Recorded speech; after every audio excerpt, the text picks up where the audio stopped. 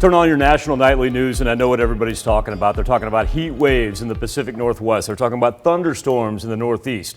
All things considered, it is right here in the 4 states where the massive flooding concerns are going to prevail into the 4th of July weekend, and we cannot get out of the fray on this Wednesday. Extremely hard rain. We'll break it down, and let's move from east to west. We're going to start in southwest Missouri.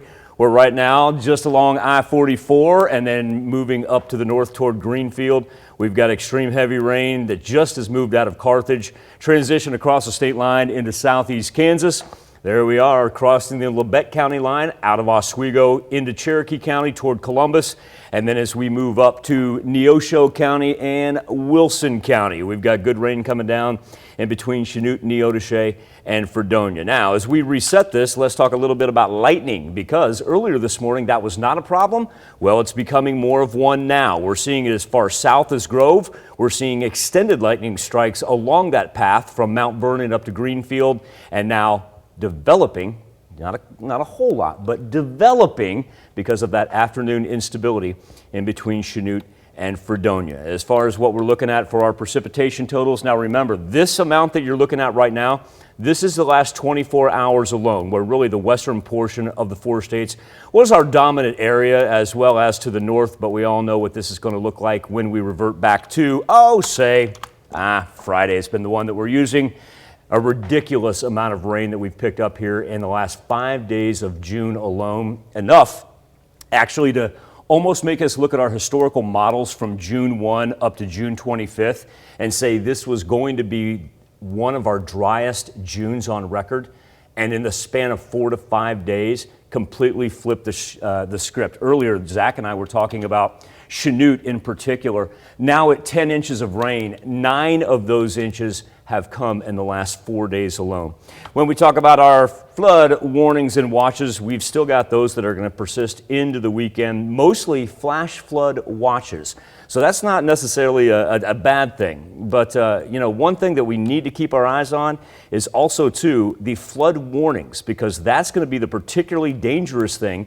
Remember, the watch means got a chance. The warning means it's imminent and it's happening. Especially when we talk about the rivers. We go up into Vernon County, you got the Osage, the Little Osage, and the Marmonton, and then that line of lime green that you see that extends from Erie all the way down to the Miami Commerce area. That is, of course, the Neosho River. Go back, 2005. It was 16 years ago. I know that's hard to believe, but we would have been talking about those same areas being threatened by the massive, what we call the 50-year flood, some 16 years ago at this exact same calendar time.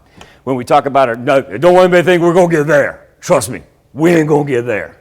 Thank goodness. I was hearkening back, looking at pictures of that yesterday. When we talk about our watches and warnings, yeah, we know we got the heat out on the west coast. We know we've got the thunderstorms on the east coast. But look, right there along us, that's where we're dominated with all the flooding. Live look from 7th and Rangeline, where the cloud cover has moved in and our current conditions put us at 84 degrees. Feeling about like 87, 88, so not too bad, even with that humidity hanging around 69%. As we move into the afternoon hours, I would love to tell you that we're going to dry off. Trust me, that would be my #1 goal. Rain's going to stick around. Early Thursday morning break, and then Thursday afternoon as we warm up, the instability grows right with it. But Zach, here's the light at the end of the tunnel. We got about 36 hours of this left. We get to Friday, we begin to see sunshine, we're dry, and we're talking about a turn of the calendar into July with temperatures in the low 80s. Compare that to the mid-90s we started June out with. Right. It's just been crazy. The weather lately has been all over the place. I think Mother Nature's going to take holiday weekend off. I think she's done for a little bit after that. Right. But thank you very much, Michael.